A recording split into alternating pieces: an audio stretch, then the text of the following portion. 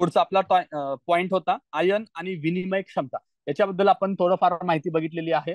Cation exchange capacity हा टॉपिकचा अभ्यास करत असताना आपण पाहिलेलं आहे. ओके, तर या टॉपिक मध्ये आपण पाहिलं होतं की मातीमध्ये जे काही कॅटायन असतात त्या कॅटायन एक्सचेंज करण्याची कॅपॅसिटी आजूबाजूच्या असलेल्या वातावरणातील घटकाशी, फॉर एक्झाम्पल पाणी असो किंवा इतर खनिजे किंवा इतर केमिकल्स, फर्टिलायझर्स असू दे, त्याच्याबरोबर जी मातीची एक्सचेंज करण्याची काय कॅटायन एक्सचेंज करण्याची जी कॅपॅसिटी आहे त्याला आपण म्हणतोय कॅटायन एक्सचेंज कॅपॅसिटी. ओके, त्याच्यामध्ये बघा आयन विनिमय क्षमता. आयन विनिमय क्षमतामध्ये बघा मातीचे कण विद्युत प्रवाहाच्या साह्याने अलग करता येतात, यास विद्युत विच्छेदन म्हटलं जातं. ओके, विद्युत विच्छेदन म्हणजे काय, तर मातीचे कण विद्युत प्रवाहाच्या साह्याने, मातीमध्ये वेगवेगळे कण असणार आहेत, राईट, त्यात मातीचे घटक असतील, बाकीचे खनिज असतील किंवा इतर काही पाण्याचा किंवा हवेचा घटक सुद्धा असू शकतो. ते वेगळं करण्यासाठी जे मेथड वापरले त्याला आपण काय म्हणतोय विद्युत विच्छेदन म्हणतोय. नेक्स्ट पॉईंट, धनायन हे ऋणाग्र भागात तर ऋणायने धनाग्र भागात जमा होतात. हे कॉमन सेन्स आपल्याला माहिती आहे. पुढे, मातीत जर सोडियम क्लोराईडचे सोल्युशन ओतले तर मातीच्या कणातील धनायनाला म्हणजे कॅटायनाला सोडियम आयन एक्सचेंज करतो आणि मृदा कण सोडियम युक्त बनते, यास म्हणायचं आयन एक्सचेंज. काय दिले पॉइंट बघा, परत एकदा वाचतोय मी. मातीत जर सोडियम क्लोराईडचे सोल्युशन ओतले, सोडियम क्लोराईडचं सोल्युशन आहे ते जर आपण ओतलं तर मातीच्या कणातील जे धनायन आहेत म्हणजे काय आहेत कॅटायन्स आहेत ते सोडियमच्या आयनला एक्सचेंज करतात आणि मृदा कण हे सोडियम युक्त होतात, त्याशी सोडियम कनेक्ट होतो. ही जी मेथड आहे पूर्ण त्याला आपण ion exchange method, ion exchange वेगवेगळ्या पद्धतीने करता येतं. हे एक उदाहरण तुम्हाला एक्झाम्पल म्हणून आपण सोडियम क्लोराईडचा वापर करून त्याला आयन एक्सचेंज करतो. ओके, पुढचा पॉइंट, कॅटायन एक्सचेंज कॅपॅसिटी कशी असते बघू. प्रत्येक मातीची वेगवेगळी असणार आहे. मृदा कणांच्या कलिलांवरती अधिशोषित असणाऱ्या आणि अदलाबदल होऊ शकणाऱ्या धन प्रभारित म्हणजे कॅटायन आयनांच्या संख्येस कॅटायन एक्सचेंज कॅपॅसिटी म्हटलं जातं. आता हा जो घटक आहे तुम्हाला वायसी मधून असल्यामुळे इतकी शुद्ध मराठी दिसते. आतापर्यंत जे आपण मगाशी बघितलं ते आपल्या कात्यान मध्ये होतं, कात्यान मधलं इंग्लिश मध्ये तुम्हाला दिसत होतं. ओके, काय म्हणते बघा, मृदा कणांच्या कलिलांवरती अधिशोषित असणाऱ्या आणि अदलाबदल होऊ शकणाऱ्या कॅटायन आयनांच्या संख्येला जितके एक्सचेंज होऊ शकणारे कॅटायन आहेत त्याच्या संख्येनुसार त्या मातीची कॅटायन एक्सचेंज कॅपॅसिटी ठरते. ऑफकोर्स आहे, जर मातीत कॅटायन जेवढे आहेत त्याच्यानुसार त्यांची एक्सचेंज कॅपॅसिटी ठरणार आहे. ओके, पुढचा मुद्दा, मृदेमध्ये calcium, magnesium, phosphorus, sodium, aluminium, hydrogen यांच्या एकंदर प्रमाणास कॅटायन एक्सचेंज कॅपॅसिटी म्हटलं जातं. आता हे सगळे कॅटायन आहेत, तर याच्यामध्ये तुम्हाला चुकून जर एखादा अनायन टाकला तर तेवढा फक्त स्पॉट करता आला पाहिजे की अरे हे अनायन आहे. सगळे लक्षात घ्या, cation, magnesium, phosphorus, sodium, aluminium आणि हायड्रोजन. जमिनीचे भौतिक तसेच रासायनिक गुणधर्म जमिनीतील एब्झॉर्ड कॅटायनवरती अवलंबून असतात. दोन्ही गुणधर्म भौतिक असो किंवा रासायनिक असो, मातीच्या भौतिक तसेच रासायनिक गुणधर्मावरती ऍब्सॉर्ड कॅटायन प्रभाव टाकतो. हा मुद्दा इथे आपल्याला पाहायचा आहे. पुढे, उपजाऊ काळ्या जमिनीत कॅटायन कॅल्शियम प्लसचे प्रमाण मोर दॅन 80% असतं. हा एकदा फॅक्च्युअल डेटा तुम्हाला लक्षात घ्यायचा आहे. कुठला आहे, कॅल्शियमचे आयन किती आहेत, मोर दॅन 80%. कुठल्या जमिनीमध्ये, उपजाऊ काळ्या जमिनीमध्ये. म्हणून जमिनीचा पोत चांगला असतो, पाण्याचा निचरा उत्तम होतो आणि त्याचा सामू 7 ते 8च्या रेंज मध्ये राहतोय. ओके, म्हणजे आता हे लक्षात द्या, उपजाऊ काळी जमीन दिली की हे सगळे पॉईंट तुम्हाला माहिती असले पाहिजेत पुढचे. ओके, जसं कॅटायन एक्सचेंज होतं तसंच अनायन सुद्धा एक्सचेंज व्हायला पाहिजे. तर नेक्स्ट पॉईंट आपला अनायन एक्सचेंजचाच आहे. ओके, यामध्ये बघा, मातीच्या कलिलांवरील अनायन हे सॉइल सोल्युशन मधील अनायनशी एक्सचेंज करत असतात, त्यास अनायन एक्सचेंज बनायचं. सिंपल आहे, कॅटायन एक्सचेंज झालं की कॅटायन आहे, अनायनचे एक्सचेंज झालं की अनायन एक्सचेंज आहे. ओके, पुढचा मुद्दा, या रिॲक्शन मध्ये NO-3 म्हणजे नायट्रेट अनायन आणि क्लोरीनचे अनायनशी एक्सचेंज करतो.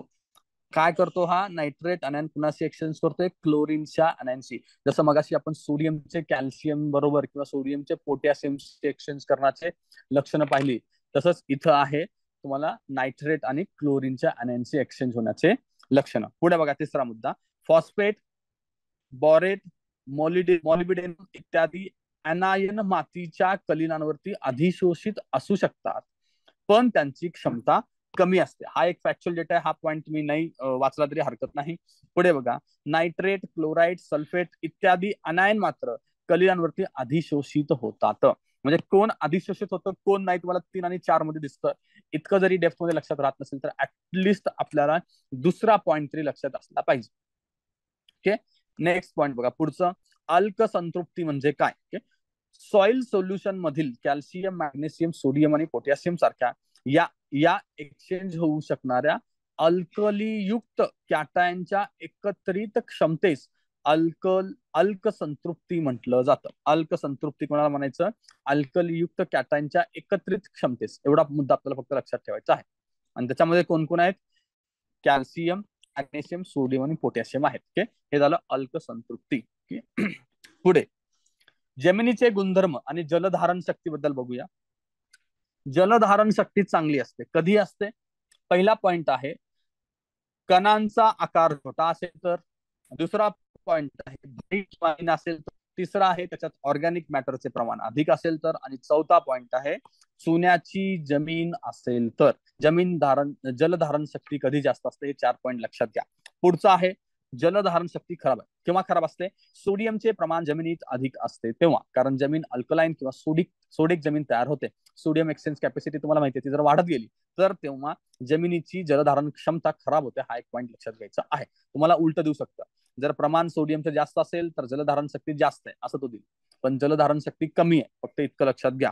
आणि वरच्या पॉईंट मध्ये ऑर्गॅनिक मॅटर जास्त आहे तर जलधारण शक्ती कमी होईल असं देईल, तेही स्टेटमेंट चुकीचं आहे. ऑर्गॅनिक मॅटर जास्त तर जलधारण शक्ती जास्त. ओके, नेक्स्ट पॉईंट, महाराष्ट्रातील ऍसिड बेस जमिनीचे वितरण कसं बघूया आपण. ओके, एक बघा, मध्यम आम्ल 1.7% जमीन आहे आपली, 1.7% जमीन हे मध्यम आम्लाच्या रेंज मध्ये येते.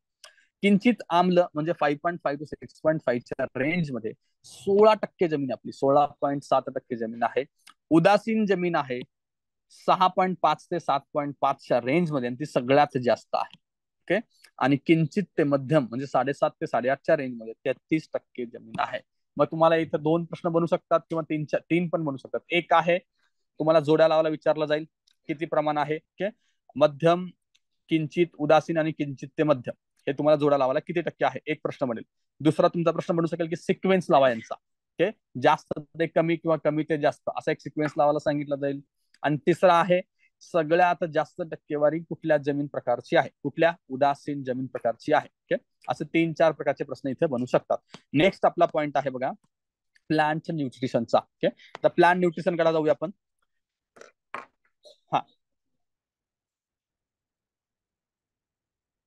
ओके, आता पुढचा आपला एक पॉइंट आहे प्लांट न्यूट्रिशन. तर हा एक इम्पॉर्टंट पॉइंट आहे. तुम्ही जर सहज जरी काही पीवायक्यू बघितले असतील तर तुमच्या लक्षात आलं असेल की कुठल्या मूलद्रव्याची गरज किती आहे, मूलद्रव्याचे प्रकार कसा आहे, त्याचं वर्गीकरण कसं आहे, एलिमेंट्स, मूलद्रव्य म्हणजे आपण एलिमेंट्सला म्हणतो ते, आणि कुठल्या मूलद्रव्याच्या कमतरतेमुळे कुठला रोग होतो, हे सगळे प्रश्न फ्रिक्वेंटली आहेत. प्लांट न्यूट्रिशन या टॉपिक वरती तुम्हाला मेन्स मध्ये कमीत कमी 3 प्रश्न तरी सापडायला पाहिजे. ओके, तुम्ही प्रिव्हियस इयर क्वेश्चन एकदा बघून घ्या, तुमचं ते लक्षात येईल. तर हा टॉपिक इम्पॉर्टंट आहे, लक्षात घ्या, आणि तसा थोडासा समजायला इझी आहे. ओके, आतापर्यंत जे आपण थोडेसे टेक्निकल टर्म बघितले त्याच्यामध्ये कन्फ्युजन होऊ शकतं आणि ते लक्षात ठेवायला सुद्धा अवघड आहे. तर आता ह्याच्यावरती मात्र तुमचा फोकस असला पाहिजे. प्लांट न्यूट्रिशन मध्ये बघा, इनऑर्गॅनिक आयनच्या फॉर्म मध्ये वनस्पती ऍब्सॉर्ब करतात. हा सुद्धा तुम्हाला एकदा प्रश्न विचारून झालाय प्रिलिम्सला. ओके, इनऑर्गॅनिक फॉर्म, त्याच्यात त्यांनी ऑर्गॅनिक आयन असं दिलं होतं. तर ऑर्गॅनिक का इनऑर्गॅनिक फॉर्म मध्ये आहेत ते लक्षात घ्या. न्यूट्रिशन्स आहेत ते इनऑर्गॅनिक आयनच्या फॉर्म मध्ये वनस्पती ऍब्सॉर्ब करतात. नेक्स्ट पॉइंट आहे कार्बन, हायड्रोजन आणि ऑक्सिजनचे मिनरल्स नाहीत जे मृदेतून शोषले जातात त्यांना मिनरल्स म्हटले जाते. आलं का लक्षात तुम्हाला, मिनरल्स कसला म्हणायचं आपण, कार्बन, हायड्रोजन आणि ऑक्सिजन हे मिनरल्स नाहीत.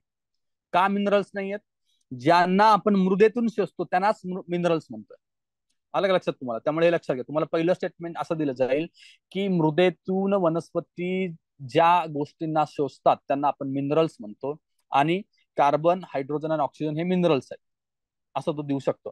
तर दुसरं स्टेटमेंट चुकीचं आहे, ते मिनरल्स नाहीत. आपण मिनरल्स कोणाला म्हणतो, जमिनीतून शोषणाऱ्या गोष्टींना. काही मिनरल्स नॉन आयनिक फॉर्म मध्ये सुद्धा ऍब्सॉर्ब केले जातात. म्हणजे मिनरल्स दोन्ही फॉर्म मध्ये ऍब्सॉर्ब होतात, एक आयोनिक सुद्धा आणि नॉन आयोनिक सुद्धा. म्हणजे तुम्हाला जर असं आलं की मिनरल्स फक्त आयोनिक फॉर्म मध्ये ऍब्सॉर्ब केले जातात तर ते स्टेटमेंट चुकीचं असणार आहे. ओके.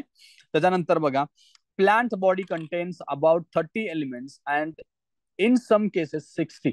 इन जनरल जर आपण विचार केला तर कुठल्याही प्लांट बॉडीमध्ये 30 मिनरल्स तुम्हाला आढळतात आणि काही काही केसमध्ये 60 मिनरल्स आढळत असतात. तर तुम्हाला 30 इथं माहिती असलं पाहिजे. ओके. त्याच्यानंतर अर्नॉन अर्नॉन या व्यक्तीच्या क्लासिफिकेशन वरती 3-4 वेळा प्रश्न येऊन गेलेला आहे, तर ती महत्वाची व्यक्ती आहे. अर्नॉन यांनी इसेन्शियल एलिमेंट साठीचे 3 क्रायटेरिया दिले आहेत. ओके. तो असं म्हणतोय की खूप सारे एलिमेंट्स पिकांच्या वाढीसाठी किंवा वनस्पतींच्या वाढीसाठी गरजेचे असतात, पण कुठल्या एलिमेंट्सला इसेन्शियल म्हटलं पाहिजे त्याचं तो कॅटेगरायझेशन करताना तो सांगतोय की हे खालचे 3 क्रायटेरिया जर फॉलो होत असतील तर त्याला आपण इसेन्शियल मिनरल्स म्हटलं पाहिजे किंवा एलिमेंट्स म्हटलं पाहिजे, सॉरी एलिमेंट्स म्हटलं पाहिजे. या एलिमेंट्सच्या कमतरतेमुळे प्लांटची वाढ होऊ शकत नाही आणि लाईफ सायकल पूर्ण होऊ शकत नाही, त्याला आपण इसेन्शियल म्हटलं पाहिजे. सेकंड पॉइंट, हे एलिमेंट स्पेसिफिक असते, can't be replaced by any other element. त्याची गरज तोच भागू शकतो, त्याच्याऐवजी दुसरं कुठलंच एलिमेंट ते काम करू शकत नाही. ओके. तिसरा पॉइंट आहे, play direct role in the process of metabolism. हे 3 क्रायटेरिया वरती सुद्धा प्रश्न आहे. ओके. अर्नॉन नुसार इसेन्शियल एलिमेंटचे कोणते क्रायटेरिया खालीलपैकी योग्य आहेत, असे 3ही त्यांनी लिस्ट दिलेली होती. तर पहिला पॉइंट तुमचा आहे, या एलिमेंटच्या कमतरतेमध्ये प्लांटची वाढ होऊ शकत नाही आणि त्याची लाईफ सायकल पूर्ण होत नाही. एक त्याला जोडूनच पॉइंट आहे, तो डायरेक्टली मेटाबॉलिझमच्या प्रोसेसमध्ये इन्व्हॉल्व आहे. हे दोन्ही पॉइंट कनेक्टेड आहेत एकमेकाला. आणि मग तिसरा पॉइंट राहतो, त्याला रिप्लेस करता येत नाही. ओके. त्याला रिप्लेस करण्यासाठी हा, पण त्याला रिप्लेस करता येत नाही या बाबतीमध्ये मात्र थोडस नंतरच्या काळात झालेलं संशोधन बघा.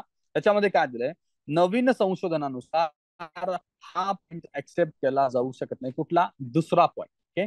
जेव्हा अर्नॉननी सांगितलं होतं तो त्याने सांगितलं होतं की या एलिमेंट साठी एलिमेंट महत्वाचं आहे.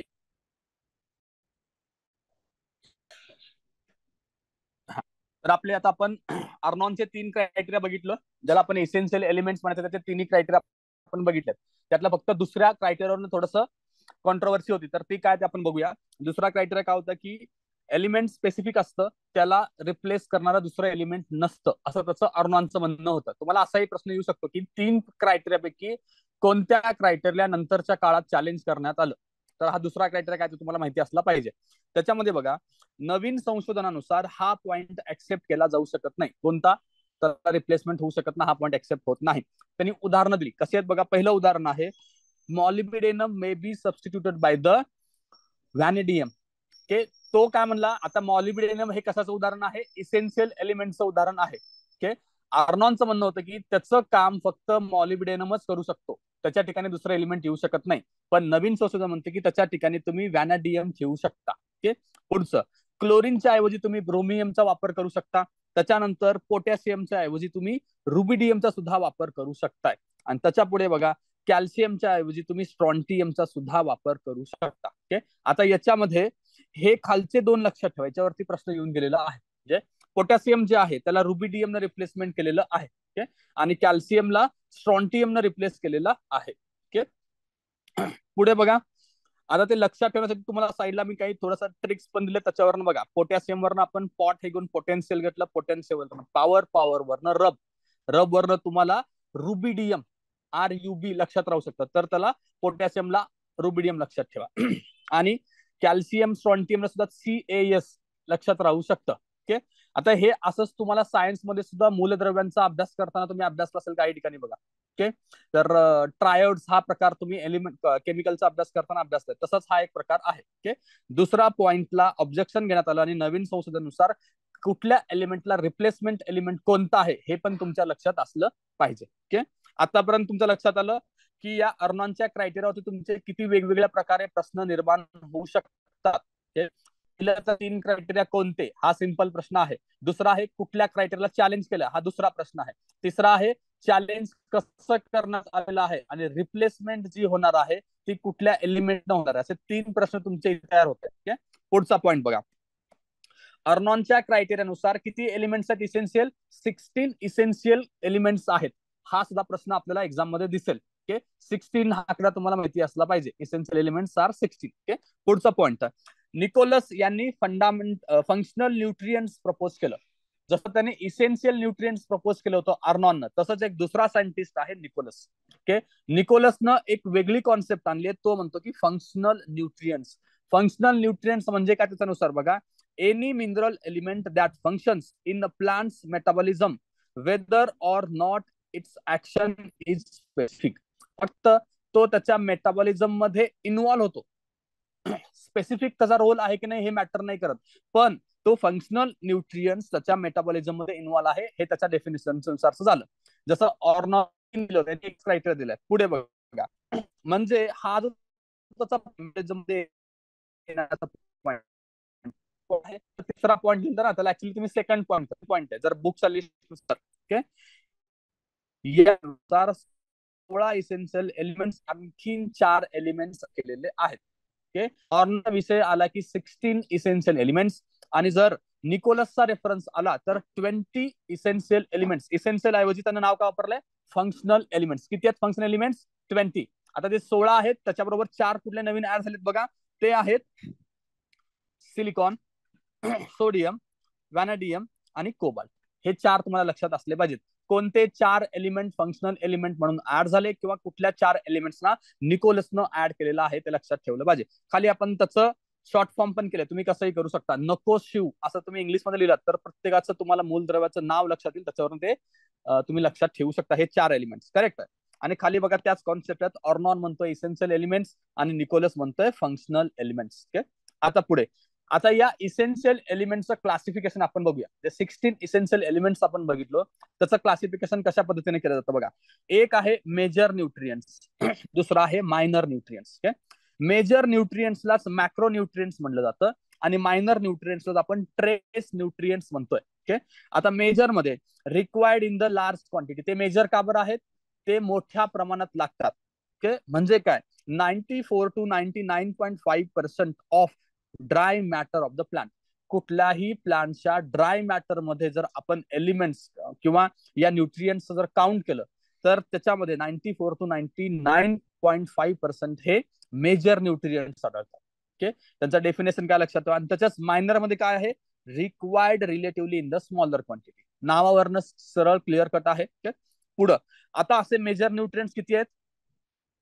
9 मेजर न्यूट्रिएंट्स आहेत, आणि मायनर न्यूट्रिएंट्स किती आहेत? 7. 9 आणि 7 16 टोटल न्यूट्रिएंट्स आहेत. आता हे 9 कुठले कुठले आहेत बघा. CHO. आता हे सगळे मातीतून येतात का CSO? नाही, त्यांना वरच्या लिस्टला मी ठेवलंय. C कार्बन, हायड्रोजन आणि ऑक्सिजन. ओके, त्याच्या पुढे NPK. हे महत्वाचे 3 आहेत. कुठल्याही खतावरती तुम्ही बघता हे NPK चा रेफरन्स असतो. तर नायट्रोजन, फॉस्फरस आणि पोटॅशियम. आणि राहिले 3 मॅग्नेशियम, सल्फर आणि कॅल्शियम.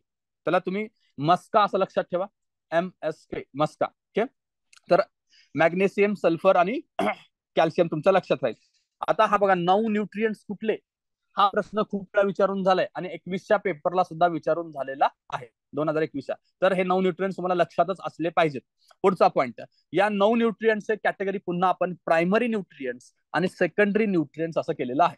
ओके, या 9 न्यूट्रिएंट्स मध्ये आपण जो 3 लाईन वरती बघितल्या, त्याच्यातली जी दुसरी लाईन आहे NPK, नायट्रोजन, फॉस्फरस आणि पोटॅशियम, यांना आपण प्रायमरी न्यूट्रिएंट्स म्हणतोय. ओके, आणि सगळ्यात शेवटची जी रो होते मॅग्नेशियम, सल्फर आणि कॅल्शियम, याला आपण ठेवतोय सेकंडरी न्यूट्रिएंट्स मध्ये. हे दोन्ही मेजर न्यूट्रिएंट्सचे प्रकार आहेत. ओके, आता प्रायमरी न्यूट्रिएंट्सची डेफिनेशन काय बघा.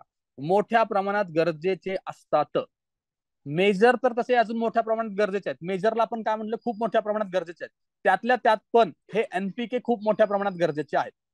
त्यामुळे आपण जे शेतात खत टाकतो त्याच्यामध्ये सगळ्यात जास्त प्रमाण NPKचं असतं. हे कॉमन सेन्स आपल्याला माहिती आहे. ओके, त्याचा दुसरा पॉइंट आहे, यांची डिफिशियन्सी करेक्ट करण्यासाठी यांचीच गरज असते, इतर न्यूट्रिएंट्स रिप्लेस करू शकत नाहीत. ऑर्नानचा सेकंड पॉइंट आपण बघितलेला, तेच लागतात. ओके, नंतर बघा सेकंडरी मध्ये या मॉडरेट रिक्वायरमेंट आहे. मॉडरेट आहे, लिस्ट नाही. लिस्ट म्हणली की ते काय येईल?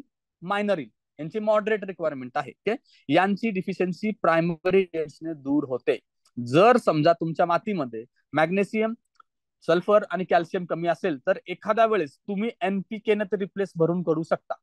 पण एनपीके ची रिप्लेसमेंट एनपीकेच करू शकतात, बाकी कुणी करू शकत नाही. हा एक दुसरा पॉईंट आहे. डेफिशियन्सी प्रायमरीनं रिप्लेस होऊ शकतो. ओके, आता मायनर न्यूट्रिएंट्स कडे, ट्रेस न्यूट्रिएंट्स म्हणतो आपण त्यांना. याच्यामध्ये 7 न्यूट्रिएंट्स कोण कोण आहेत बघा. आयर्न आहे, मॅग्नेशियम आहे, झिंक आहे आणि कॉपर आहे. हे सगळे मेटल एलिमेंट्स आहेत वरच्या बाजूला. त्याच्या खाली बघा बोरॉन, मॉलिब्डेनम आणि क्लोरीन. आता वरचं तुम्हाला मेटल लक्षात राहतील, खालचं लक्षात राहायला फक्त प्रॉब्लेम आहे. बोरॉन, मॉलिब्डेनम आणि क्लोरीन, त्याला बीएमसी लक्षात ठेवा.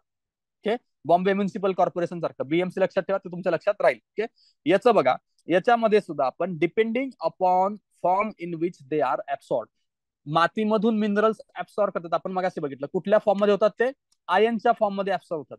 तर त्याच्यानुसार यांची कॅटेगरी केली आपण. एक आहे कॅटायन्स आणि दुसरे आहेत अनायन्स. जे पॉझिटिव्ह फॉर्म मध्ये अट्रॅक्ट होतात आणि जे निगेटिव्ह मध्ये होतात त्यांना आपण अनायन म्हणतो. आधीचे कॅटायन. आता कॅटायन मध्ये कोण कोण ठेवले आपण, आयर्न, मॅंगनीज, झिंक आणि कॉपर, वरची लाईन. ओके, आणि अनायन मध्ये कोण आहे, बीएमसी वाले. ओके, बोरॉन, मॉलिब्डेनम आणि क्लोरीन. करेक्ट आहे. त्याच्यानंतर बघा मायक्रोन्यूट्रिएंट्स मायक्रोन्यूट्रिएंट्स कुठल्या कुठल्या गोष्टी थ्रू सप्लाय केले जातात ते बघा. पहिला पॉइंट आहे इनऑर्गॅनिक सॉल्टच्या फॉर्मॅटमध्ये, आणि दुसरा आहे सिंथेटिक अँड नॅचरल सेलेट्सच्या फॉर्मॅटमध्ये मायक्रोन्यूट्रिएंट्स प्रोव्हाइड केले जातात. ओके, आता इनऑर्गॅनिक सॉल्ट म्हणजे कुठले कुठले आहेत बघा. एक आहे फेरस सल्फेट, झिंक सल्फेट आणि borax. Ferrous sulphate, zinc sulphate आणि बोरॅक्स या फॉर्मॅटमध्ये, या इनऑर्गॅनिक सॉल्टच्या फॉर्मॅटमध्ये मायक्रोन्यूट्रिएंट्स पिकांना प्रोव्हाइड केले जातात. ओके, आता त्याच्यातले सिंथेटिक आणि नॅचरल चेलेट्स महत्वाचे, त्याच्यावरती एकदा प्रश्न येऊन गेला, ते डिटेलमध्ये बघूया. चेलेट्स हे दोन्ही प्रकारचे असतात, सिंथेटिक पण असतात किंवा नॅचरल पण असतात. ह्याचं थोडक्यात सांगायचं तर हे काय असतात, हे मिनरलचा एक सेट असतो, त्यांची एक चेन असते मिनरलची, आणि ते जमिनीमध्ये किंवा पिकांना एकदम स्लोली हे न्यूट्रिएंट्स अवेलेबल करून देतात. काय लक्षात ठेवायचं, फक्त एकच पॉईंट लक्षात ठेवा, न्यूट्रिएंटची चेन असते चेलेट्स म्हणजे. ओके, आणि ते एकदम स्लोली इझिली अवेलेबल करून दिले जातात. हे दोनच पॉईंट चेलेट्सच्या बाबतीत महत्वाचे आहेत. ओके, आणि चेलेट्स दोन्ही प्रकारचे असतात, नॅचरल पण असतात आणि सिंथेटिक सुद्धा असतात. ओके, आता बघा पहिला पॉईंट चेलेट्सचा, ए पॉईंट. जनरली चेलेट्स हे ऑर्गॅनिक कंपाऊंड असतात, ऑर्गॅनिक कंपाऊंड जनरली, आणि ते सिंथेटिक पण असतात. हा पॉईंट आपण वरती बघितलाय, ज्यामध्ये त्या चेलेट्स मध्ये बघा आयर्न, मॅंगनीज, झिंक, कॉपर सारखे कॅटायन हे रिंग स्ट्रक्चर मध्ये असतात. काय पॉईंट असा म्हणजे इथं रिंग स्ट्रक्चर मध्ये, तुम्हाला तिथं पेंटागॉन स्ट्रक्चर, हेक्झॉगन स्ट्रक्चर असं काही तो टाकू शकतो. तर हे चेलेट्स जे असतात ते कशा स्ट्रक्चर मध्ये आहेत, रिंगच्या स्ट्रक्चर मध्ये आहेत आणि ऑर्गॅनिक कंपाऊंड आहेत, ज्यामुळे लॉस ऑफ न्यूट्रिएंट्स कमी होतं. असा प्रश्न आला तुम्हाला की चेलेट्स मधून लॉस ऑफ न्यूट्रिएंट्स कमी होतं, कारण काय, त्याचं कारण आहे they are in the ring structure. Okay, B point बघा, इनऑर्गॅनिक चेलेट्स ही असतात, ऑर्गॅनिक तर असतातच, इनऑर्गॅनिक सुद्धा असतात. आणि त्या इनऑर्गॅनिक चेलेट्स बद्दल दोन उदाहरणं खाली दिलेत बघा. काय, त्याला ऍसेटिक ऍसिडची दोन उदाहरणं आहेत. एक आहे ईडीटीए आणि दुसरं आहे डीटीपीए. हे तुमच्या स्टेट बोर्ड 11वीच्या पुस्तकातला डेटा आहे. ओके, तर त्यामुळे तुम्हाला हे विचारलं आणि तुम्हाला फुल फॉर्म सांगता आलं पाहिजे, व्हॉट इज ईडीटीए किंवा व्हॉट इज डीटीपीए. ईडीटीए काय आहे, इथिलीन डायोमाइन ऍसेटिक ऍसिड. ओके, आणि डीटीपीए मध्ये काय आहे, डाय इथिलीन ट्रायमाइन पेंटा ऍसेटिक ऍसिड. ओके, ह्या दोघांची नावं लक्षात ठेवा, किंवा हे दिलं जाईल ईडीटीए काय आणि डीटीपीए काय आहे असं ओळखा म्हणतील. अचानक जर असा प्रश्न आला तर आपलं कन्फ्युज होतं, अरे काय आहे ईडीटीए, तर ते काय आहेत, चेलेट्स आहेत. कसे, इनऑर्गॅनिक. ओके, हे लक्षात घ्या. ओके, आता एक पॉईंट बघा, लॉंग चेन वाला जे तुम्हाला मी एक्सप्लेन केलं, तोच पॉईंट राईट साईडला तुम्हाला दिसतोय. Long chain compound which tightly hold certain cations that are attracted towards them. जे त्यांच्याकडे अट्रॅक्ट होतात त्या कॅटायना ते होल्ड करून ठेवतात आणि एक लॉंग चेन तयार करतात. Okay, and release slowly for utilisation of the plants. Okay, का गरज असते असं चेलेट्सची पिकांसाठी, चेलेट्सची गरज का भासते. ओके, जर आपण खतं टाकली असताना ते सुरुवातीच्या काळामध्ये अवेलेबल होतात, पण ते पीक जर लॉंग टर्म वाला असेल तर नंतरच्या काळात त्यांना न्यूट्रिएंट्सची गरज भासते. पण आपण जमिनीत टाकलेली खतं त्यावेळेस ऍब्सॉर्ब झाली असतात किंवा लीच होऊन गेलेली असतात. त्यावेळेस कंटिन्युअसली पिकाचं उत्पादन होईपर्यंत किंवा पूर्ण पीक उत्पन्न निघेपर्यंत न्यूट्रिएंट्स अवेलेबल असावे, या उद्देशानं हे चेलेट्स उपयोगी पडतात. कारण काय, तर ते स्लोली न्यूट्रिएंट्स रिलीज करत असतात. ओके, खालच्या पॉइंट मध्ये तुम्हाला 3 मुद्दे लक्षात आले पाहिजेत. फर्स्ट पॉइंट आहे, it's a long chain compound, एक लॉंग चेन कंपाऊंड आहे. ते ऑर्गॅनिक किंवा इनऑर्गॅनिक फॉर्मॅटमध्ये असू शकतात, हा दुसरा पॉईंट आहे. त्यांचं स्ट्रक्चर रिंग स्ट्रक्चर आहे, हा तिसरा पॉईंट आहे.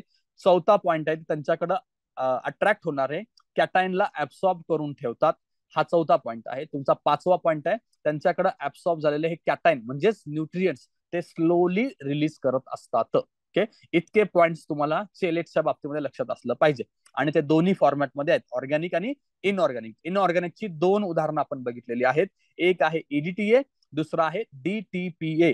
दोन्हीचा फुल फॉर्म सुद्धा तुम्हाला माहिती असला पाहिजे. okay? पुढचा पॉईंट बघा. Presently nickel is considered as a essential, hence total essential nutrients are 17. State बोर्डाचं जर पुस्तक बघितलं तर त्यात 16 इसेन्शियल न्यूट्रिएंट्स आहेत. ओके, आणि त्याऐवजी जर तुम्ही YCMचं किंवा कात्यांचं पुस्तक बघितलं तर त्याने अजून एकाला ऍड केलंय, ते आहे निकेल. जर तुम्हाला असाही प्रश्न आला की 16 मध्ये आता नवीन कुठलं इसेन्शियल एलिमेंट ऍड झालेलं आहे, तर N, नायट्रोजन तर दोनच येणार ना, एक तर नायट्रोजन असलं पाहिजे आणि NI दिलं तर तुम्हाला निकेल तर आठवेल. N फॉर न्यू लक्षात ठेवा, न्यू एलिमेंट ऍड झालं तर N तुमच्या लक्षात राहील, निकेल. ओके, पुढे दुसऱ्या प्रकारचे सुद्धा क्लासिफिकेशन आहे. तर पहिलं क्लासिफिकेशन आपण बघितलंय, काय काय बघितलं आपण, मेजर मायनर बघितलं, राईट. मेजर किती होते, 9 आणि मायनर 7, टोटल 16 होते आणि एक एक्स्ट्रा निकेल धरून 17 झालं. ते एक क्लासिफिकेशन झालं. ते कुठल्या आधारावरती क्लासिफिकेशन होतं आपलं, रिक्वायरमेंट, प्लांटच्या वाढीसाठी कुठल्या न्यूट्रिएंटची रिक्वायरमेंट जास्त आहे त्याच्या आधारावरती ते क्लासिफिकेशन. आता पुढचं क्लासिफिकेशन बघा. एक 5 प्रकारे आहे ते बघा. एक पहिलं आहे बेसिक न्यूट्रिएंट्स, दुसरा आहे मॅक्रो किंवा मेजर न्यूट्रिएंट्स, तिसरा आहे मायक्रो किंवा मायनर न्यूट्रिएंट्स, चौथा आहे अल्ट्रा मायक्रो आणि पाचवा आहे बेनिफिशियल न्यूट्रिएंट्स. ओके, पहिलं बघूया आपण basic nutrients. Okay, basic nutrients मध्ये कोण आहे, CHO. हे वरती आपण बघितलं होतं. ओके, जे की मिनरल्स मधून येत नाहीत, जे हवेतून मोस्ट ऑफ प्रमाणामध्ये अवेलेबल होत आहेत. ओके, याच्यामध्ये बघा 96% of the total matter of the plant. कुठल्याही प्लांटचा ड्राय मॅटर विचार केला तर त्यात 96% भाग यांचा आहे. कुणाकुणाचा आहे, कार्बनचा आहे, हायड्रोजनचा आहे आणि ऑक्सिजनचा आहे. ओके, आणि याचा सुद्धा तुम्ही जर फोड केली तर ती फोड कशी होते बघा. कार्बन आहे 45%, हायड्रोजन आहे 6% आणि ऑक्सिजन आहे 45%. याचं सुद्धा प्रमाण तुमच्या लक्षात असलं पाहिजे. ओके, पुढचा पॉइंट आहे मॅक्रो किंवा मेजर न्यूट्रिएंट्सचा. Required in the large quantity. Large quantity म्हणजे किती, मोर दॅन 1 ppm. हे लक्षात ठेवा, लार्ज क्वांटिटी मध्ये येत असेल तर. हे तुम्हाला जोड्या लावायला हे विचारलं जाऊ शकतं. एका साईडला तो बेसिक न्यूट्रिएंट्स देईल, राईट साईडला तो CHO देईल, आणि लेफ्ट साईडला मॅक्रो देईल आणि राईट साईडला required in the large quantity that is more than 1 ppm असं देऊ शकतो. ओके, त्याच्या पुढे मायक्रो किंवा minor nutrients, required in the small quantity म्हणजे कधी किती, 1 ppm पेक्षा कमी. ओके, किंवा डायरेक्टली हे पण विचारलं जाऊ शकतं, जे न्यूट्रिएंट्स 1 ppm पेक्षा जास्त लागतात त्यांना काय म्हणायचं. ओके, खाली ऑप्शन मध्ये बेसिक, मेजर, मायनर असं काय काय वेगवेगळे ऑप्शन देऊ शकतो. ओके, त्यावरून तुम्हाला ओळखता आलं पाहिजे. आता मायनरलाच आपण ट्रेस पण म्हणतो ना, त्याला अजून काय नाव आहेत बघा खाली, ट्रेस एलिमेंट, ऑलिगो एलिमेंट आणि स्प्रून एलिमेंट. काही सुद्धा नाव दिलं की लक्षात आलं पाहिजे की हे कशाबद्दल चाललंय, मायनर न्यूट्रिएंट्स बद्दल चाललेलं आहे. त्याची वेगवेगळी नावं लक्षात घ्या. नेक्स्ट, किंवा जर त्याने असं दिलं की लेस दॅन 1 ppm लागत असेल तर कुठले, त्याच्या आधी तुम्हाला त्यांनी स्प्रून एलिमेंट्स असा ऑप्शन दिला तर आपली गडबड होऊ शकते. तर ते स्प्रून पण नाव लक्षात ठेवा आणि ऑलिगो एलिमेंट पण लक्षात ठेवा. ओके, त्याने असं दिल्याचा अर्थ, जे आता नवीन आहेत त्यांना सांगतो की MPSC चा सेटअप. ओके, तर पेपरमध्ये असं आलं तर. पुढचा पॉइंट आहे अल्ट्रा मायक्रो न्यूट्रिएंट्स कडे आपण जाऊया. Concentration required is 1 ppb. वरचा ppm मध्ये M काय असला म्हणजे मिलियन, इथं काय बिलियन. ओके, अजून थोडा कमी झाला आता. Okay, concentration required is 1 ppb, parts per billion, is equal to आहे बरं का ते. ओके, पुढे Nicholas put forward this concept. असाही प्रश्न बनू शकतो, निकोलसनं कुठल्या एलिमेंटचं क्लासिफिकेशन दिले किंवा कुठला एलिमेंट शोधून काढलाय, किंवा अल्ट्रा मायक्रो न्यूट्रिएंट्स हे क्लासिफिकेशन कुणाद्वारे करण्यात आलं आहे. निकोलस नाव लक्षात असलं पाहिजे तुम्हाला. पुढं तर हे कोण आहेत, एक आहे मॉलिब्डेनम आणि दुसरं आहे कोबाल्ट. हे दोन उदाहरणं त्यांनी स्वतःच दिलेली होती. ओके, तुम्हाला हे दोन विचारून हे कुठले न्यूट्रिएंट्स आहेत असं विचारलं. ओके, किंवा खालीलपैकी कुठला अल्ट्रा मायक्रो न्यूट्रिएंट्स आहे असं विचारतं. ओके, तर मॉलिब्डेनम आणि कोबाल्ट तुम्हाला लक्षात असलं पाहिजे. ओके, पण चुकीचे क्लासिफिकेशन असल्याने आज मान्य केले जाते निकोलसचं क्लासिफिकेशन चुकीचं आहे, आज आपण मान्य केले जात नाही, केले जात नाही. ओके, पुढे म्हणजे ते चुकीचं आहे म्हणून आपण ते मान्य करत नाही. म्हणजे आपण क्लासिफिकेशन करताना अल्ट्रा मायक्रो न्यूट्रिएंटचा अभ्यास करत नाही, कारण ते चुकीचं आहे असं आता सिद्ध झालंय. पण आपल्या एक्झाम पॉईंट ऑफ व्ह्यू न विचारलं तर आपल्याला तेवढं माहिती असलं पाहिजे कुठला क्रायटेरिया आणि कुठले दोघं आहेत आणि कुणी कॉन्सेप्ट मांडली आहे. हे 3 पॉईंट तुम्हाला अल्ट्रा मायक्रो न्यूट्रिएंट्स बद्दल माहिती असले पाहिजे. नेक्स्ट पॉईंट आपला आहे beneficial nutrients. Potential micro nutrients सुद्धा त्याला म्हटलं जातं. खूप कमी प्रमाणात आणि स्पेसिफिक कंडिशन मध्ये प्लांट ग्रोथ साठी स्टिम्युलस ठरतात. ते एक तर खूप कमी प्रमाणात आणि काही स्पेसिफिक कंडिशन मध्येच ते स्टिम्युलस ठरतात. ओके, आणि याची उदाहरणं बघा खाली काय आहेत. सेलेनियम, सरप्राइझिंगली आहे अल्युमिनियम, त्यामध्ये आपण स्टार करून ठेवलेलं आहे. ओके, त्याच्यानंतर आहे रुबिडियम. मगाच्या वरती आपण रुबिडियम कशाला रिप्लेसमेंट बघितली, पोटॅशियमला बघितले, राईट.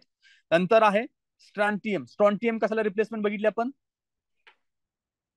कॅल्शियमची. वरचा चार्ट लक्षात आहे का तुम्हाला, आत्ताच बघितलं आपण. कॅल्शियमला स्ट्रॉन्टियम बघा स्क्रीनवरती दिसतं तुम्हाला. ओके, आणि पोटॅशियमला रुबिडियम रिप्लेसमेंट आहे. ओके, हे रिप्लेसमेंट वाले प्रश्न येऊ शकते, लक्षात घ्या. ओके, पुढचा हे 3 झाले, पण झाला. आणि निकेल सुद्धा झाला. निकेल 17वा इसेन्शियल एलिमेंट आहे, राईट. त्याच्या पुढे आहे आपला क्रोमियम आणि आर्सेनिक. ओके, इतके सगळे बेनिफिशियल न्यूट्रिएंट्स आहेत. बेनिफिशियल न्यूट्रिएंट्स कुठले, त्याच्यानंतर अल्ट्रा मायक्रो न्यूट्रिएंट्स कुठले, आणि त्याच्यावरती आपण बघितलं बेसिक न्यूट्रिएंट्स कुठले. याचा जोड्या लावायला पण प्रश्न येऊ शकतो. मेजर मायनर तर तुम्हाला वरती आपण सगळ्या डिटेलमध्ये बघितलेले आहेत. ओके, पुढे चला. Source of elements. हे एलिमेंट्स पिकांना कुठून कुठून मिळतात. पहिला आहे मॅन्युअर्स. मॅन्युअर आणि फर्टिलायझरचा डिफरन्स साधा सिंपल आपण बघितलेला. त्यातून ऑर्गॅनिक मॅटर आहे त्याला आपण मॅन्युअर म्हणतो. आणि जे केमिकली आपण टाकतो त्याला आपण फर्टिलायझर इन जनरली म्हणतो. ओके, पुढे ग्रीन मॅन्युअर, त्याच्यामध्ये उदाहरण काय, ताग आणि धैच्या. ओके, पुढे आहे फर्टिलायझर्स. सॉइल अमेंडमेंट्स आपण बघितलं. जर सॅलिन सॉइल असेल, अल्कलिन असेल आणि ऍसिडिक असेल तर वेगवेगळे अमेंडमेंट्स आपण वापरलेले आहेत. त्यातला विशेष कुठला होता, लाईम. ओके, आणि त्याबरोबर जिप्सम सुद्धा आहे. या अमेंडमेंट्स द्वारे सुद्धा न्यूट्रिएंट्स मिळतात. त्यांचं प्रायमरी फंक्शन काय असलं पाहिजे, सॉइलला अमेंड करणं. ओके, आणि त्याच्याबरोबर बाय डिफॉल्ट ते काही एलिमेंट्स सुद्धा, न्यूट्रिएंट सुद्धा मात्रा देते. त्याच्या पुढे फंगीसाइड्स किंवा पेस्टिसाइड्स सुद्धा न्यूट्रिएंट्स अवेलेबल करून देत असतात. ओके, तुम्हाला सोर्स ऑफ एलिमेंट्स मध्ये पहिले 3 ला काही प्रॉब्लेम वाटणार नाही. सॉइल अमेंडमेंट्स आणि फंगीसाइड पेस्टिसाइड वरनं थोडासा डाऊट येऊ शकतो की त्यांचा उद्देश वेगळा आहे. पण जे त्यांचा प्रायमरी उद्देश आहे त्याच्याबरोबर हे सुद्धा त्यांचं काम आहे, किंवा बाय डिफॉल्ट घडून जातं की ते जमिनीमध्ये किंवा पिकांना न्यूट्रिएंट्स अवेलेबल करून देतात. ओके, पुढचा बघा. सूक्ष्म अन्नद्रव्ये, मायक्रो किंवा मायनर अन्नद्रव्ये. ओके, याच्यामध्ये टोटल 11 आहेत. हे एक वेगळ्या प्रकारचं अजून क्लासिफिकेशन आहे. त्याच्यामध्ये इसेन्शियल एक आहे आणि दुसरा आहे बेनिफिशियल. ओके, इसेन्शियल मध्ये कोण कोण आहे बघा, iron, manganese, copper, zinc. Okay, आणि राईट साइडला आहे मोलिब्डेनम, कोबाल्ट आणि बोरॉन. हे कसलं क्लासिफिकेशन आहे, वरती आपण बघितलंय मेजर मायनर मधलं मायनर होतं, तर मायनरच इथं क्लासिफिकेशन असं वेगळ्या पद्धतीने केलेलं आहे. ओके, हितकारक किंवा बेनिफिशियल मध्ये हे आपण बघितले सिलिकॉन, सोडियम, क्लोरीन आणि व्हॅनिडियम. ओके, आता मोबिलिटी ऑफ द न्यूट्रिएंट्स हा एक कॉन्सेप्ट आहे, बघूया. त्याच्यामध्ये बघा मोबिलिटी म्हणजे काय, जमिनीमध्ये त्यांची मुवमेंट होणं किंवा जमिनीकडून पिकांकडे किंवा जमिनीतून इतर काय एलिमेंट्स कडनं ते त्यांची हालचाल होणार आहे, मुवमेंट्स होणार आहे, त्याला आपण मोबिलिटी म्हणतो. त्यातनं हायली मोबाईल कोण आहेत, NPK हे हायली मोबाईल आहेत. ओके, आणि मॉडरेट मोबाईल कोण आहे, झिंक. समोर जे दिले वाचून तुम्ही लक्षात घेण्यासाठी आहे. दुसरा पॉइंट आहे तिसरा, लेस मोबाईल. लेस मोबाईल मध्ये कोण कोण आहे बघा, iron, copper, manganese, sulphur, molybdenum आणि क्लोरीन. याच्यातले मोस्ट ऑफ काय आहेत, मेटल एलिमेंट्स आहेत. ओके, त्याच्यानंतर शेवटचा आहे इमोबाईल. इमोबाईल मध्ये कोण आहे, कॅब, Ca कॅल्शियम आणि बी. इमोबाईल आहेत ना, कॅब बंद आहे असं तुम्ही लक्षात ठेवू शकता, त्याच्यावरून ते इमोबाईल आहेत. ओके, जोड्या लावायला प्रश्न आला किंवा डायरेक्टली सिंगल स्टेटमेंट मध्ये पण येऊ शकता. खालीलपैकी कोणता एलिमेंट इमोबाईल आहे, तुम्हाला Cab कॅल्शियम आणि बोरॉन लक्षात असलं पाहिजे. ओके, पुढे चला. एलिमेंट्स आणि त्याचा मेजर रोल काय बघूया. यांचे रोल्स खूप आहेत, पण एक मुख्य त्यांचा रोल आहे तो बघूया. CHO चा जर विचार केला आपण, कार्बन, हायड्रोजन आणि ऑक्सिजनचा विचार केला तर प्रोव्हाइड्स बेसिक स्ट्रक्चर. कोणत्याही पिकास किंवा वनस्पतीचं बेसिक स्ट्रक्चर तयार करण्यासाठी CHO ची गरज असते. दुसरा पॉइंट बघा, CHO बरोबर आपण NPS ला ऍड केलं. ओके, NPS म्हणजे काय, नायट्रोजन, फॉस्फरस आणि सल्फर. टिश्यू बिल्डिंग एलिमेंट्स आहेत ते. ओके, तिसरा पॉइंट कॅल्शियम, मॅग्नेशियम आणि फॉस्फरस. स्केलेटन एलिमेंट्स आहेत. सीपीएम लक्षात ठेवा, सीपीएम तुझ्या लक्षात राहील, स्केलेटन एलिमेंट्स आहेत. ओके, सीपीएम कुठली पार्टी आहे? Communist party. आता तिथे स्केलेटनच बाकी आहेत, 1 का 2 सीट त्यांचे, तर ते तुमच्या लक्षात राहू शकतं. पुढे पोटॅशियम, कॅल्शियम, मॅग्नेशियम आणि क्लोरीन, ते कशासाठी आहेत? इलेक्ट्रोलाइट बॅलन्स साठी आहेत. ओके, त्याच्यानंतर हायड्रोजन आणि ऑक्सिजन, एनर्जी एक्सचेंज. आता हे दोघं एनर्जी एक्सचेंज असणार आहेत. H2O, पाणी, पाणी इज एनर्जी, तुम्ही जोडू शकता H आणि ऑक्सिजन, हे एनर्जी एक्सचेंज एलिमेंट्स आहेत. आणि एनपीएस वाले जे आहेत, एनर्जी स्टोरेज, ट्रान्सफर आणि बॉन्डिंग साठी त्याचा उपयोग होतोय. तर हा पुन्हा एकदा जोडा लावायचा ना, इथे निर्माण होऊ शकतो. ओके, पुढचा पॉईंट, एक हिडन हंगर नावाचे कॉन्सेप्ट आहे, ते बघूया काय आहे हिडन हंगर नावाचे कॉन्सेप्ट न्यूट्रिएंटच्या बाबतीमध्येच. खाली डेफिनेशन बघा, hidden hunger is an expression to designate a condition in plants brought about through the lack of certain essential element in the soil and is not easily detected by outward appearance. म्हणजे काय? Deficiency आहे पण जाणवत नाही. Correct आहे, hidden hunger. Same म्हणा, आपण सकाळपासून संध्याकाळपर्यंत जगू शकतो, आपली कामं करू शकतो, संध्याकाळी आपण चक्कर येऊन पडलो तर तोपर्यंतची जी हंगर आहे ती कशी आहे? हिडन हंगर आहे. तसंच त्यांच्याकडे पण आहे वनस्पतीमध्ये, लक्षणं दिसत नाहीत, डिफिशियन्सी मात्र आहे. जेव्हा लक्षण दिसायला सुरू होईल तेव्हा तो वेगळा प्रकार आहे, तोपर्यंतची त्याची हंगर आहे, तर आपण म्हणायचं ओके.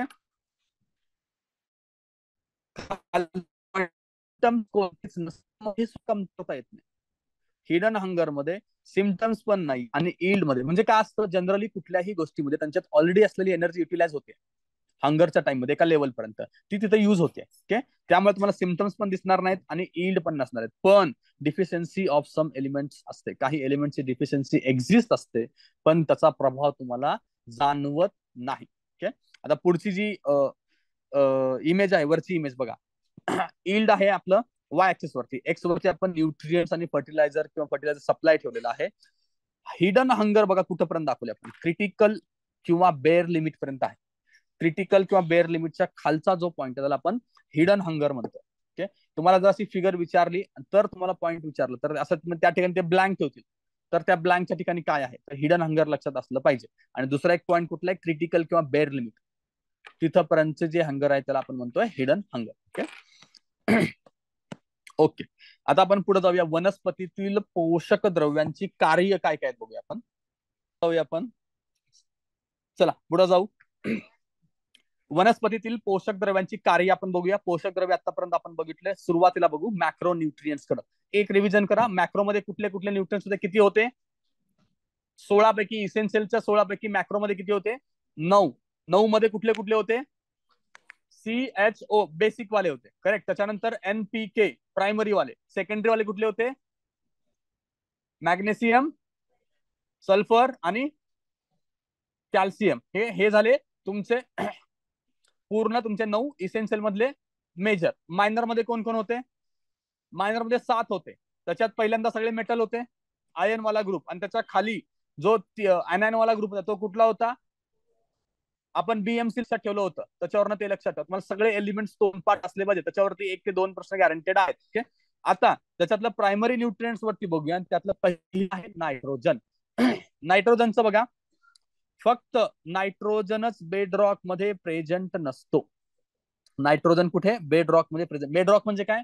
ज्याच्यापासून माती निर्माण झाली आहे ते बेडरॉक, त्याच्यामध्ये नायट्रोजन प्रेझेंट नसतो. It's presence can be only made through, कसं?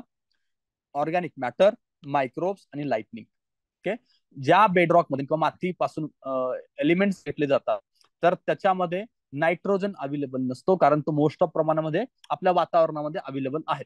तर ते कसं अवेलेबल होतं? एक आहे ऑर्गॅनिक मॅटरच्या माध्यमातून, मायक्रोब्स जे आपण नायट्रोजन फिक्सिंग बघतो ते, आणि आहे तिसरा लाइटनिंग. लाइटनिंग सुद्धा नायट्रोजन फिक्सिंग होतं. ओके, तिन्ही.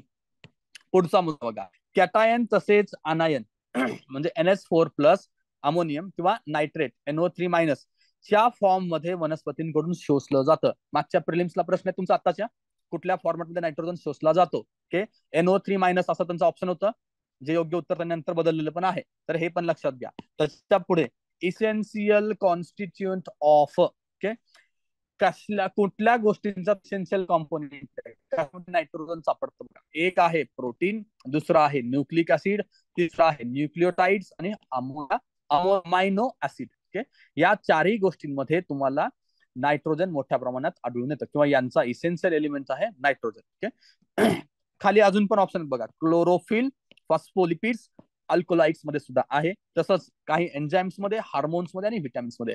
इतक्या सगळ्या घटकांमध्ये नायट्रोजन हा इसेन्शियल कॉन्स्टिट्युएंट आहे. ओके, पुढे बघा, नायट्रोजनचं काम हरितद्रव्य निर्मिती करणे हे त्याचं एक मुख्य काम आहे. त्याच्या डिफिशियन्सीमुळं अँथोसायनिन नावाचा एक आजार किंवा एक डिफिशियन्सी कॉज तयार होतो. डिफरंट टाइप्स ऑफ कलरेशन, तुमच्या पानाला, वनस्पतीच्या पानाला वेगवेगळे कलर आले असतील, दिसत असतील, तर त्याला म्हटलं जातं अँथोसायनिन. आणि ते कशाच्या डिफिशियन्सीमुळे होत आहे? नायट्रोजनच्या डिफिशियन्सीमुळे होत आहे. Improve the quality of the crop, जेवढं नायट्रोजन जास्त तेवढं त्याची क्वालिटी इम्प्रूव्ह होत असते. ओके, नेक्स्ट आपण जाऊया फॉस्फरस कडे. त्याच्यामध्ये बघा, available in the form of, एक आहे ऍसिडिक सॉइल. ऍसिडिक सॉइल म्हणजे कसा अवेलेबल आहे? H2PO4 च्या फॉर्मॅट मध्ये अवेलेबल आहे. न्यूट्रल किंवा लेस अल्कलीन मध्ये H2PO4 2- वरती फक्त एक मायनस फॉर्मॅट मध्ये अवेलेबल आहे. आणि मोर अल्कलीन सॉइल असेल तर H2PO4 3- मध्ये ते अवेलेबल आहे. ओके, सॉइल आणि कुठल्या फॉर्मॅट मध्ये ते अवेलेबल आहे हे तुमच्या लक्षात असलं पाहिजे. Next, nitrogen governs the above अर्थ ग्रोथ, तर फॉस्फरस गव्हर्न्स द बिलो अर्थ ग्रोथ. ओके, म्हणजे पानांच्या वाढीसाठी किंवा खोडांच्या वाढीसाठी नायट्रोजन गरजेचं आहे, तर मुळांच्या वाढीसाठी फॉस्फरस गरजेचं आहे. रूट ग्रोथ लिहिले बघा. Enhance the activity of the rhizobium, रायझोबियमची ऍक्टिव्हिटी वाढवण्यास सुद्धा फॉस्फरस हेल्पफुल आहे. ओके, नेक्स्ट पॉइंट बघा, इन्क्रीज द ग्रेन किंवा भुसा रेशो. ग्रेन टू भुसा रेशो म्हणजे काय? जे काही पिकं आली असतील आपण त्याला कणसं म्हणतो, त्या कणसांमध्ये ज्या ग्रेनचा रेशो असतो ते कशामुळे वाढतोय? फॉस्फरसमुळे वाढतोय. ओके, आणि भुसाचं प्रमाण कमी होतं, जे आपण वेस्ट म्हणून टाकून देतो त्याचं प्रमाण कमी होतं आणि ग्रेनचं प्रमाण वाढतं फॉस्फरसमुळे. पुढे, रोग आणि थंडी विरोधी किंवा प्रतिकारशक्ती, हा 2-3दा प्रश्न येऊन गेलेला आहे. खालीलपैकी कुठलं न्यूट्रियंट्स रोग आहे? कुठला आहे? फॉस्फरस. पी, रोगाचा प्रतिकार, रोगाचं प्रोटेक्शन, प्रोटेक्शनचं पी, पी फॉस्फरस लक्षात ठेवू शकता तुम्ही. ओके, पुढे, पेशीविभाजनातील महत्वाचा घटक आहे. पेशी विभाजन करणं सुद्धा एक महत्वाचा रोल आहे. ओके, याच्यावरती डेफिनेट प्रश्न असतो, कुठलं काम कुठलं न्यूट्रियंट्स करतं. ओके, नेक्स्ट चला, पोटॅशियम. पोटॅशियमच्या बाबतीमध्ये बघा, इतर इसेन्शियल एलिमेंट्स प्रमाणे याचा समावेश जीव रसायनात नसतो. Does not enter into the composition of the any of the important plant constituent. याचा समावेश प्लांटच्या कोणत्या इतर महत्वाच्या कॉन्स्टिट्युएंट्स मध्ये म्हणजे न्यूट्रियंट्स मध्ये समावेश होत नाही. प्लांट कॉन्स्टिट्युएंट मध्ये होत नाही म्हणजे काय?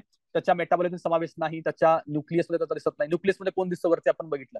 नायट्रोजन बघितलं ना, तो अमायनो ऍसिड असतो किंवा इतर सगळ्या ठिकाणी आढळतो. पण याचं तसं नाही. पोटॅशियम हा वनस्पतीच्या कुठल्या एखाद्या महत्वाच्या घटकाचा भाग नाही. तर त्याची काय काम आहेत बघा? रोग प्रतिकारक शक्ती. ओके, आता वरती सुद्धा रोग थंडी विरोधक आहे आणि खाली सुद्धा आहे. जर तुम्हाला दोन्ही ऑप्शन आले, फॉस्फरस आणि पोटॅशियम, रोग प्रतिकारक शक्ती कुठली आहे, तर तेव्हा तुम्ही पोटॅशियम घ्यायचं, के ला निवडायचं. ओके, ऑप्शन मध्ये दोन्ही असतील तर असं होणार नाही. जर असेल तर पी आणि के मध्ये तुम्हाला निवडायचं आहे केला. ओके, गहू भात यांचे स्ट्रॉंग करणे, रेग्युलर वॉटर बॅलन्स किंवा बेटर युटिलायझेशन करणे त्याचं काम आहे. पुढे, नत्र स्थिरीकरण, प्रकाश संश्लेषण, हरित द्रव्य निर्मितीत मदत करणे सुद्धा त्याचं काम आहे. आणि लिंबू वर्गीय फळ आणि द्राक्षांमध्ये एस्कॉर्बिक ऍसिडचे प्रमाण वाढवणे, हा पॉइंट लक्षात याला स्टार करून ठेवा. ओके, कारण हा विचारण्यासारखा प्रश्न आहे. ओके, एस्कॉर्बिक ऍसिड लिंबूवर्गीय फळात किंवा द्राक्षांमध्ये कुठल्या एलिमेंट्समुळे वाढतं? तर ते आहे पोटॅशियम. आता पुढे बघा, के म्हणजे पोटॅश ऍक्ट्स ऍज काय? Osmo regulator, stromal movement controller, अ ट्रॅफिक पोलिसमन. आता हे विचारण्यासारखं असं हायलाइट होऊ शकतं, तो ट्रॅफिक पोलिसमन सारखं काम करतोय. ओके, पुढे आहे रूट बुस्टर. ओके, त्याच्यावरती फॉस्फरस पण आपण रूट बुस्टर बघितलं. रूट बद्दल विचारलं तर मात्र तुम्ही फॉस्फरस लिहायचं. रूटची ग्रोथ करण्यासाठी महत्वाचा एलिमेंट कुठला आहे? फॉस्फरस. बुस्टर हा. ओके, हा असेल तर अजून चांगलं वाढ होऊ शकते असा त्याचा अर्थ आहे. पुढे आहे फूड फॉर्मर आणि प्रोटीन बिल्डर. हे इतर गोष्टींसाठी हेल्प करणारं एलिमेंट आहे. याचा मुख्य रोल जसं वरती आपण एन आणि पी मध्ये बघितलं तसं नसून याचा मुख्य रोल इतर गोष्टींना हेल्प करण्याचा आहे. ओके, पुढचं आता बघूया आपण सेकंडरी न्यूट्रिएंट्स. प्रायमरी न्यूट्रिएंट्स बघितले मेजर मधले, आता सेकंडरी बघूया. त्याच्यातला आहे कॅल्शियम. कॅल्शियम बघा सेल वॉल मध्ये आढळतो.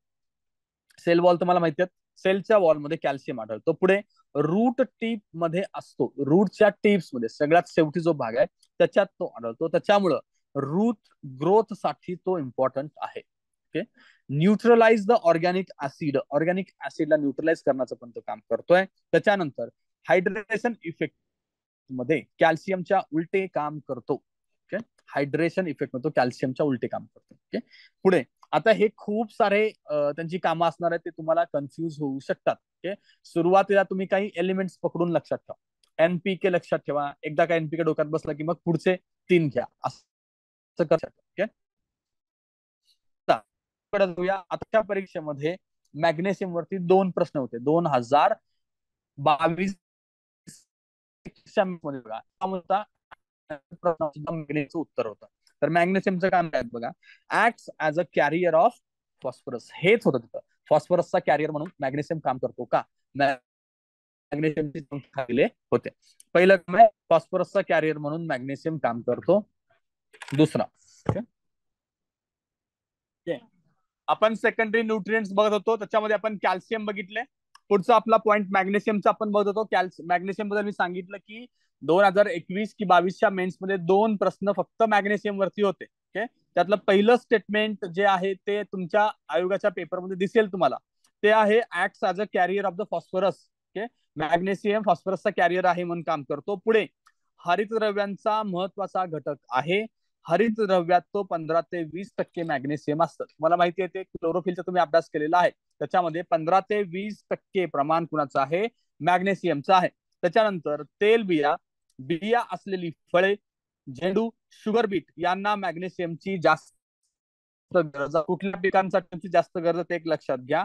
त्याच्यानंतर एक सेकंडरी न्यूट्रिएंट्स आहेत ते म्हणजे सल्फर. तर आपण गंधक म्हणतो. त्याच्यामध्ये बघा constituent of the amino acid. Amino ऍसिडच्या मध्ये तो महत्वाचा घटक आहे.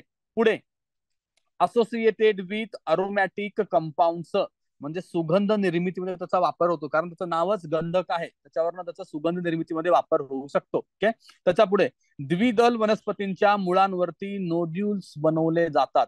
याच्याकडून द्विदल वनस्पतीच्या वरती नोड्युल्स जे असतात, त्या रूट्स वरती गाठी असतात, ते तयार करण्याचं काम गंधक कडनं होतं. पुढं मोहरी वर्गीय वनस्पतींना सल्फरची गरज जास्त असते. मोहरी वर्गीय वनस्पती. ओके, द्विदल वनस्पतीमध्ये काय रोल आहे आणि मोहरी वर्गीय काय रोल आहे हे लक्षात घ्या. ओके, त्याच्यानंतर पुढचा घटक आहे आपला मायक्रोन्यूट्रियंटचा. त्यातलं पहिलं आहे आयन. आयन बद्दल काय बघा, हरितद्रव्य निर्मिती, ऑक्सिडेशन, रिडक्शन, अभिक्रियेत तो महत्वाचा आहे. हरितद्रव्य निर्मिती जे ऑक्सिडेशन डिऑक्सिडेशन होतं त्यात त्याचा महत्वाचा रोल आहे. नेक्स्ट पॉइंट आहे नोड्युल्स मधील लेग हिमोग्लोबिनचा महत्वाचा भाग आहे. हे तुम्हाला माहित आहे, तुम्ही वाचलेलं असणार आहे सुद्धा. ओके, नेक्स्ट आहे कॉपरचं. बघा व्हिटॅमिन ए निर्माण करण्यास तो मदत करतो. कॉपर व्हिटॅमिन ए च्या निर्मितीत महत्वाचा घटक आहे. रिप्रोडक्शन प्रोसेसला प्रोत्साहन देण्याचं पण काम कॉपर करतं. व्हिटॅमिन ए आणि रिप्रोडक्शन प्रोसेस. ओके, त्याच्यानंतर आहे बोरॉन. बोरॉन बद्दल बघा एपल ग्रोथ साठी आवश्यक, ओके, म्हणजे वरच्या ग्रोथ साठी आवश्यक आहे. ओके, कारण वरच्याच बाजूला फळे लागतात त्या साईडला आणि फळांमध्ये बोरॉन असतं. नंतर त्यामुळं फळांना प्रॉब्लेम, खाली आपण दिले बघा, फळे व बी तयार होण्यात त्यांची मदत होते. ट्रान्सलोकेशन ऑफ शुगर साठी सुद्धा त्यांची मदत आहे. शुगर ट्रान्सलोकेशन होऊन त्यांची निर्मिती होते. आपण केमिस्ट्रीमध्ये अभ्यासलंय. त्यामुळे तुम्हाला हे तिन्ही पॉइंट एकमेकाशी कनेक्टेड आहेत इतकं लक्षात आलं पाहिजे. ओके, एपिकल ग्रोथ, फळं आणि बियांमध्ये तयार होण्यास मदत करतो आणि ट्रान्सलोकेशन ऑफ शुगर, हे तिन्ही पॉइंट बोरांचे लक्षात घ्या. ओके, नेक्स्ट आहे cobalt. Essential component of B12. B12चा सगळ्यात महत्वाचा भाग आहे कोबाल्ट. ओके, त्याच्यानंतर द्राक्ष गडांचे वजन वाढवणे आणि त्यांचे आकारमान वाढवण्यासाठी कोबाल्टचा उपयोग होतो. त्यानंतर आहे आपला सोडियम. C4 वनस्पतीत स्टोमॅटोची उघड झाप करणे, म्हणजे ते पानांच्या वरती काही घटक असतात ज्याची उघड झाक होते, त्याच्यातून त्यांना बाहेरच्या वातावरणातून कार्बन डायऑक्साईड किंवा ऑक्सिजन घेणं देणं असू दे, या प्रक्रिया करण्यासाठी स्टोमाटाचा वापर होतो. तुम्ही स्टेट बोर्डच्या पुस्तकामध्ये वाचला असणार आहे. C3 आणि C4च्या वनस्पतीतला फरक सुद्धा आपण बघितलेला आहे. नसेल तर पुढे सुद्धा एका ठिकाणी येईल तेव्हा आपण बघूया C3 आणि C4चा फरक. त्याच्यानंतर पुढे दुष्काळी भागातील वनस्पतींना सोडियमचा जास्त उपयोग होतो. हा एक दुसरा पॉइंट आहे आपला. त्याच्यानंतर आहे व्हॅनेडियम. रायझोबियम कडून नायट्रोजन फिक्शन प्रक्रियेमध्ये मॉलिब्डेनमची जागा घेतो. आता त्याला MO ला V रिप्लेसमेंट आपण बघितले, त्या दोघांची जोडी आपल्या डोक्यात असलंच पाहिजे की रायझोबियमच्या केसमध्ये त्याचं नायट्रोजन फिक्सेशन मध्ये रिप्लेसमेंट आहे. हा एक पॉईंट लक्षात घ्या. त्याच्यानंतर ग्रीन अल्गी व ऍस्परजिलस वनस्पतींच्या वाढीसाठी सुद्धा व्हॅनेडियम महत्वाचा आहे. ओके, हे सगळे न्यूट्रिएंट्स जे आपण बघितलेत त्या सगळ्यांचा एक्झाम पॉइंट ऑफ व्ह्यू न खूप महत्वाचा रोल आहे, हे लक्षात घ्या. आता काही घटक बाकी आहे, तो आपण कंटिन्युअसली नेक्स्ट लेक्चर मध्ये घेऊया. आपण इथं थांबूया.